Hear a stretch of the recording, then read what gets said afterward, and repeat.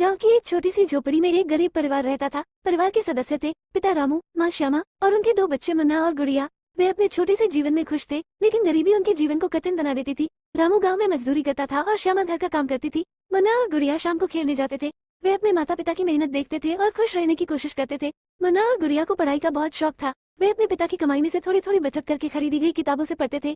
वे दोनों जानते थे कि शिक्षा ही उनके जीवन को बेहतर बना सकती है। एक दिन मुन्ना और गुड़िया का स्कूल जा रहा था, पर उनके पास स्कूल फीस देने के लिए पैसे नहीं थे। रामू और श्यामा बहुत चिंतित थे, फिर भी उन्होंने हिम्मत नहीं हारी और अपने बच्चों के भविष्य के लिए संघर्ष करने का फैसला किया। रामू ने और अधिक मेहनत करने का फैसला किया और श्यामा ने खेती में मदद करने का काम शुरू किया। उनकी मेहनत रंग लाई। मुन्ना और गुड़िया को स्कूल भेजने के लिए पैसे इकट्ठा हो गए। बच्चों ने अपने माता पिता की मेहनत को देखा और वे अधिक समर्पित हो गए। मुन्ना और गुड़िया ने अच्छे अंक प्राप्त किए और उनकी कठिनाइयों के बावजूद वे हमेशा मुस्कुराते रहे। वे अपने माता पिता की आशा को निराश नहीं होने दिए।